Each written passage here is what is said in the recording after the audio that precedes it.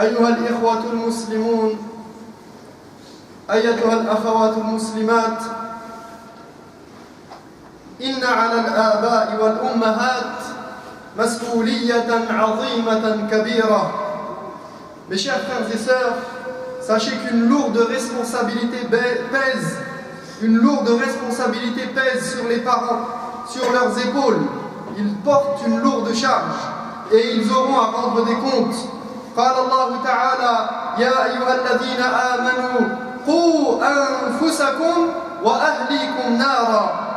Allah tabaraka wa ta'ala dit, et il s'adresse aux croyants, il dit: ô croyants, préservez vos personnes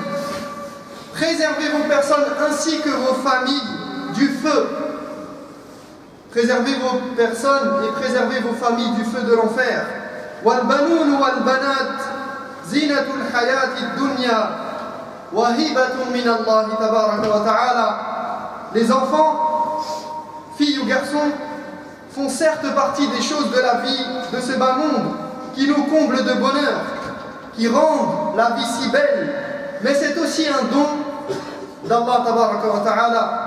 يَهَبُ لِمَنْ يَشَاءُ إِنَاثًا وَيَهَبُ لِمَنْ يَشَاءُ الذُّكُورَ أَوْ يُزَوِّجُهُمْ ذُكْرَانًا وَإِنَاثًا وَيَجْعَلُ مَنْ يَشَاءُ عَقِيمًا إِنَّهُ عَلِيمٌ قَدِيرٌ. Il donne des filles à qui il veut et il donne des garçons à qui il veut, ou les deux à la fois, et il rend stérile qui il veut. Il est omniscient et tout-puissant.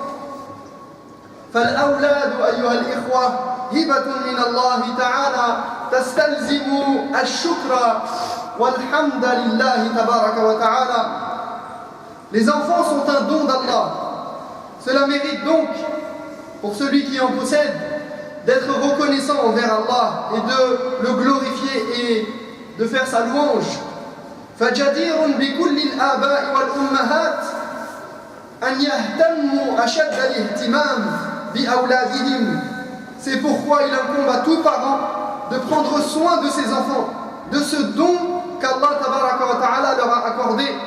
Allah t'a donné des enfants, ce n'est pas pour que tu les laisses faire n'importe quoi. Allah t'a donné des enfants, c'est pour que tu en prennes soin, pour que tu t'en occupes. Et ne peut-il pas les reprendre en un instant, ces enfants que tu chéris? Il est donc du devoir du croyant, il est de notre devoir de nous occuper de nos enfants. حتى يكونوا صالحين مصلحين عابدين لله تبارك وتعالى وحده شاكرين له داعين إلى الله وإقامة شرعه, afin qu'ils deviennent des gens pieux, des gens exemplaires, des réformateurs sur terre, qui propagent le bien, des adorateurs de leur Seigneur en toute exclusivité, qui savent à leur tour être des serviteurs reconnaissants qui appellent à l'unicité d'Allah et à l'application de sa religion. روى البخاري ومسلم من حديث عبد الله بن عمر رضي الله عنهما أنه سمع رسول الله صلى الله عليه وسلم يقول. Al-Bukhari et Muslim ont rapporté ce hadith, ont recensé ce hadith plutôt de Abdullah ibn Umar radiyallahu anhuma, qui rapporte qu'il a entendu le messager d'Allah sallallahu alayhi wa sallam dire: كلكم راع. وتحفظون هذا الحديث: كلكم راع. واللفظ كل من ألفاظ العموم. كلكم راع وكلكم مسؤول عن رعيته. والرجل راع في أهله ومسؤول عن رعيته. والمرأة في بيت زوجها راعية ومسؤولة عن رعيتها. Donc le prophète sallallahu alayhi wa sallam, comme le rapporte Ibn Umar, nous dit: chacun de vous est garant. Chacun de vous est garant et responsable de ceux qui sont à sa charge. L'homme est garant et responsable de sa famille. La femme est garante et responsable de sa maison. وَلَقَدْ أَرْشَدَنَا اللَّهُ تَبَارَكَ وتعالى إلى المنهج التربوي القويم الأعظم الذي يتمثل في وصايا لقمان الحكيم لابنه حيث قال Allah nous a orientés et nous a montré la voie à suivre en matière d'éducation des enfants. Bien évidemment, ce sont des orientations générales, ce sont des grands principes, ce sont des choses auxquelles il faut se tenir en tant que parent et qu'il faut privilégier dans l'éducation. Car je le rappelle, l'islam est venu pour nous enseigner des grands principes et des grandes valeurs. Après, l'application, elle se fait au cas par cas en fonction des époques et des sociétés. Al-Sharia n'a pas descendu, Allah Tabaraka wa Ta'ala n'a pas prescrit directement toutes les règles qui régissent une communauté. Mais il a donné des grandes valeurs et des grands principes. Eh bien, il en est de même ici pour l'éducation des enfants.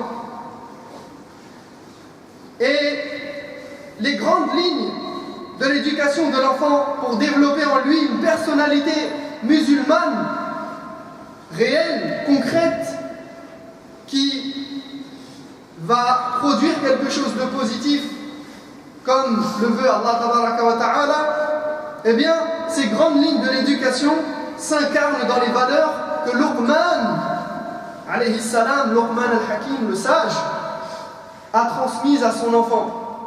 وَإِذْ قَالَ لُقْمَانُ لِبْنِهِ أي اذكر أيها الذاكر واذكر يا رسول الله واذكر أنت من تتلو كتاب الله. Allah nous dit, Luqman exhorta un jour son fils, comme pour nous dire, rappelle-toi ô messager d'Allah, rappelle-toi ô toi qui récite ces paroles du Coran, rappelle-toi l'histoire de Luqman lorsqu'il a exhorté son fils. وَإِذْ قَالَ لُقْمَانُ لِبْنِهِ وَهُوَ يَعِظُهُ يَا بُنَيَّ لَا تُشْرِكْ بِاللَّهِ إِنَّ الشِّرْكَ لَظُلْمٌ عَظِيمٌ. Luqman exhorta un jour son fils en lui disant, mon cher fils, Ya Bunay, il emploie la forme du diminutif al-tasghir.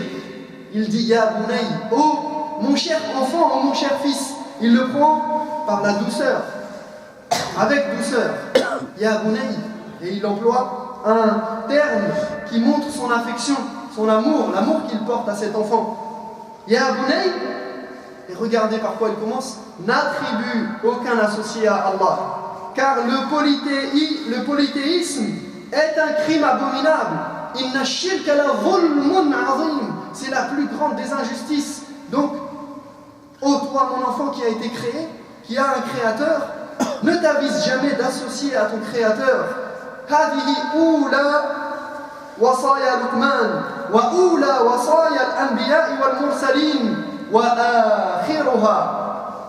Voici donc quelle a été la toute première recommandation de Luqman, qui est d'ailleurs la première et la dernière recommandation des prophètes et des envoyés à leurs enfants.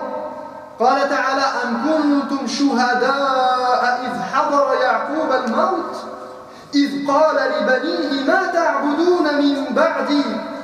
Allah dit en effet, étiez-vous témoins? Avez-vous été témoins de cette scène lorsque sur son lit de mort, Ya'qub, alayhi salam, Jacob, demanda à ses enfants, regardez, il est sur son lit de mort et il leur pose une question. Il ne va pas leur dire, comment allez-vous partager mes biens? Qui va hériter de telle ou telle part? Il ne va pas leur dire, soyez bons, travaillez bien à l'école, trouvez un bon travail pour vous positionner bien dans la société. Mais il les interpelle et il leur demande, qu'allez-vous adorer lorsque je ne serai plus de ce bas monde? Qu'allez-vous adorer lorsque je ne serai plus de ce monde? Et regardez la réponse d'enfants qui ont été éduqués sur la religion et avec les bons principes. قالوا نعبد إلهك وإله آبائك إبراهيم وإسماعيل وإسحاق إلها واحدا ونحن له مسلمون. Ils répondirent d'emblée et tout naturellement puisqu'ils ont été éduqués avec ce principe de tawhid. Ils dirent, nous adorerons ton Dieu qui est aussi le Dieu de tes pères, Ibrahim, Ismaïl, Ishaq, ce Dieu, cette unique divinité, ce Dieu unique auquel notre soumission est totale et entière. Donc, leur réponse nous montre que depuis leur plus tendre enfance, ils ont baigné dans cette éducation. وفي وصيته جاء أيضا يا بني إن الله اصطفى لكم الدين فلا تموتن إلا وأنتم مسلمون. Il leur avait dit juste avant, tout comme Ibrahim alayhi salam, ô mes enfants, Dieu a choisi pour vous cette religion, la religion de la soumission de l'islam. Dieu a choisi pour vous cette religion, que votre soumission à Dieu soit totale et entière jusqu'à votre mort. Voilà ce que les prophètes recommandaient à leurs enfants. Voilà qu'est-ce qu'ils léguaient à leur descendance. فبدأ لقمان في وصيته بالعقيدة محذرا من الشرك الذي يحبط الأعمال جميعها. Luqman a donc commencé par inculquer la croyance en l'unicité divine, en mettant en garde contre le polythéisme, ce péché qui rend vaines toutes les bonnes actions. إنها الوصية العظيمة الكبرى بتحقيق التوحيد وتصحيح العقيدة والخلوص من الشرك أيا كان نوع هذا الشرك. Luqman a donc recommandé à son fils en tout premier lieu de concrétiser le monothéisme dans sa vie, d'avoir une croyance ferme et correcte, dépourvue de tout doute et exempte de toute forme de polythéisme. وبعد الوصية بحق الله كانت الوصية وهي موجهة إلى الولد كانت الوصية بأعظم حقوق الخلق بالنسبة إلى الولد وهو حق الوالدين. Juste après la recommandation concernant le droit du Seigneur, vient la recommandation la plus importante, alors qu'elle s'adresse à un enfant, du droit de ce qu'il y a de plus important au monde pour lui en sa qualité d'enfant, c'est-à-dire le respect de ses parents et les devoirs qu'il peut avoir envers eux tout au long de sa vie. ثم يبين لقمان لولده سعة علم الله تبارك وتعالى وإحاطته بجميع الأمور. Donc d'abord il lui parle des droits d'Allah, son créateur. Ensuite du droit des parents, ceux qui se sont occupés de lui et qui à ce titre méritent le respect et méritent en premier lieu de bénéficier de son attention. Mais ensuite il passe à ce qui va le recadrer à chaque instant de sa vie. Et surtout pour les moments où il risque de déraper, parce qu'il va déraper. C'est un être humain. Il lui apprend que son Seigneur sait tout et voit tout. C'est un moyen de dissuader, mais aussi de pousser au courage et à faire les choses sans hésiter quand elles sont correctes. Ya bunayya innaha ay al-ma'luma umuman hasanatan kanat aw sayyi'ah. Il dit, oh mon cher fils, tout acte, c'est-à-dire ce que tu as fait, que ce soit bien ou mal, innaha in taku mithqala habbatin min khardal fatakun fi sakhra aw fi as-samawati aw fi al-ard. Il lui dit, tout acte, quel qu'il soit, tout acte, fût-il du poids d'un grain de moutarde, dissimulé dans un rocher, dans les cieux ou dans la terre, أي عملتها وأنت في داخل صخرة أو في السماوات أو في أي مكان في الأرض. Il lui dit, où que tu sois, cache-toi au fond d'une grotte, va au fin fond de la forêt vierge, là où tu penses que tu es tout seul, va au fond d'un puits, là où personne ne peut te voir. Eh bien, il dit, il va susciter en lui cette notion de muraqaba, de savoir qu'il est surveillé. Car vous savez comment les enfants aiment cacher des choses à leurs parents, mentir pour se couvrir, déguiser la vérité. Dès le plus jeune âge, lorsqu'un enfant a fauté, il est capable de trouver une ruse pour s'esquiver. Donc ici, il met le principe que ce n'est pas de moi que tu dois avoir peur, ce n'est pas vis-à-vis de moi que tu dois faire les choses, mais c'est vis-à-vis d'Allah tabaraka wa ta'ala. Donc il lui dit, quoi que tu fasses, même si c'est caché au plus profond de la terre, des entrailles de la terre, ya'ti biha Allah yawm al-qiyamah ay tuwafa biha yawm al-qiyamah inna Allah latifun khabir. Quel que soit cet acte, Dieu le mettra en pleine lumière car il est subtil. Il connaît les choses dans leur subtilité, dans le détail, dans le moindre détail, et il est parfaitement informé. C'est-à-dire qu'au jour du jugement, tout ce que tu as fait, que ce soit en bien ou en mal, sera dévoilé et tu auras à en rendre des comptes. أقول قولي هذا وأستغفر الله لي ولكم فاستغفروه إنه هو الغفور. الحمد لله رب العالمين والعاقبة للمتقين ولا عدوان إلا على الظالمين وأشهد أن لا إله إلا الله وحده لا شريك له وأشهد أن محمدا عبده ورسوله صلى الله عليه وسلم.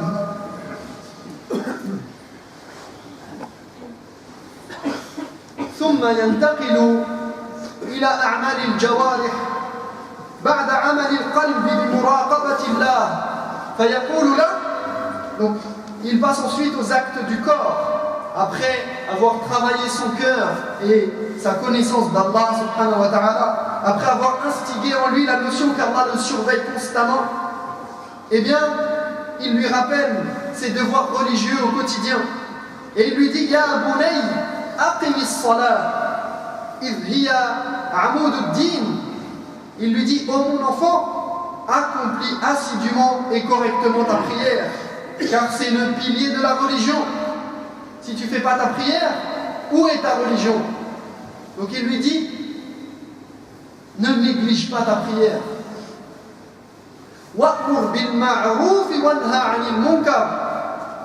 Commande le bien et blâme ce qui est blâmable, déconseille le mal. La tatruk ya bunay al-fasad yajri bal dhakkir an-nas bi amri Allah hadhirhum min ma'siyati Allah. Il lui fait comprendre qu'il a un rôle sur terre et il lui dit ne laisse pas le mal se répandre, rappelle les gens à l'ordre, dis-leur de ne pas commettre des péchés. La takun jabanan لا تكن ضعيفا لا تكن أنانيا لا تكن ساكتا عن الحق أبدا. Ne sois pas lâche, n'aie pas peur d'affirmer tes convictions, ne sois pas craintif, ne sois pas égoïste, quelqu'un qui ne pense qu'à lui, et ne te tais jamais devant le mal et l'injustice. واصبر على ما أصابك إن ذلك كله من عزم الأمور. Enfin, supporte avec patience les maux qui peuvent t'atteindre. Voici les prescriptions auxquelles il faut se tenir. ثم يقول لولده ناهيا عن الكبر حاثا على التواضع ولا تصعر خدك للناس لا تكلم الناس وأنت معرض عنهم بوجهك بل كلمهم وأنت بوجهك عليهم مقبل. Puis il termine ses précieux conseils avec la manière de se comporter avec les autres. Il lui dit de faire attention à l'orgueil et l'encourage à être humble. Il lui dit ne détourne pas ton visage des gens, ne prends pas les gens de haut et ne prends pas un air arrogant quand on s'adresse à toi. Et Allah ici utilise un terme que les Arabes employaient pour décrire l'attitude du chameau. Lorsque le chameau tourne son visage d'une certaine manière, on a l'impression qu'il a un air hautain. Eh bien, ici, Luqman conseille à son enfant et il dit « Ne regarde pas les gens d'en haut, ne te crois pas supérieur aux autres et ne fais pas comme si ce qui les concerne ne te concernait pas. » Ensuite, Idhan, كلمهم يقول لهم كلمهم ببشاشة وطلاقة وجه هكذا يعلم لقمان ولده. Présente-leur plutôt un visage avenant et souriant. Voilà comment il éduque son fils. وَلَا تَمْشِ فِي الْأَرْضِ مَرَحًا. Ne marche pas avec arrogance sur terre. N'est pas une démarche arrogante et insolente, comme si tu allais détruire tout sur ton passage, comme si tu étais un roc solide, plus solide que tout, et que tu méritais tous les honneurs. Marche avec humilité. وَلَا تَمْشِ فِي الْأَرْضِ مَرَحًا إِنَّ اللَّهَ لَا يُحِبُّ كُلَّ مُخْتَالٍ فَخُورٍ. Allah n'aime pas ceux qui se la jouent. Allah n'aime pas ceux qui se prennent trop au sérieux et qui pensent être les meilleurs. Allah n'aime pas ceux qui se vantent, fiers d'eux-mêmes. Donc il dit, ne prends pas un air arrogant en abordant tes semblables. Ne marche pas sur terre avec insolence, ce n'est pas une démarche insolente. Dieu n'aime pas les insolents pleins de glorioles. وَقَصِدْ فِي مَشْيِكَ وَاغْضُضْ مِنْ صَوْتِكَ إِنَّ أَنْكَرَ الْأَصْوَاتِ لَصَوْتُ الْحَمِيرِ. Sois modeste dans ta démarche, baisse la voix quand tu parles. Ne parle pas fort dans la rue à déranger tout le monde dans le métro. Baisse la voix quand tu parles. Car le plus horrible des cris est bien le braiement de l'âne. Il a comparé ceci au cri que pousse l'âne. Voilà donc quelques orientations qui nous rappellent que nous devons prendre en charge réellement l'éducation de nos enfants, afin qu'ils ne se retrouvent pas les proies dans ce monde impitoyable, qu'ils ne soient pas les proies lâchées dans un système pernicieux, dans une roue infernale. Ne laisse pas ton enfant se faire happer par ce système et par des valeurs qui parfois ne correspondent pas à tes valeurs. C'est à toi d'inculquer les valeurs de l'islam à ton enfant. C'est à nous de leur inculquer ces valeurs qui nous sont chères. Car si ce n'est pas nous, qui le fera?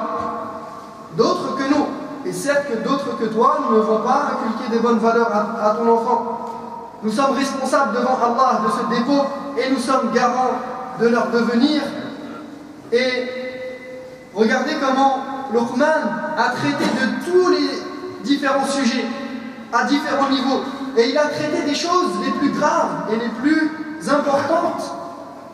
Et ceci nous montre qu'il faut parler de tout avec nos enfants, bien sûr en fonction de leur maturité, en fonction de leur développement intellectuel, en fonction de leur expérience, et avec les bonnes manières qui sied au rapport qu'on peut avoir avec l'enfant. Mais il faut parler à vos enfants, parler de tout ce qui se passe, des différents sujets, interpellez-les et inculquez-leur vos valeurs, car c'est vous qui pouvez le faire et non pas quelqu'un d'autre. Et n'attendez surtout pas que ce soit l'école ou une autre institution qui vienne leur inculquer vos valeurs. Ils inculqueront des valeurs, mais ce ne seront certainement pas les vôtres. Donc prenez bien soin de vos enfants à ce niveau-là. أقول قولي هذا وأستغفر الله لي ولكم فاستغفروه إنه هو الغفور الرحيم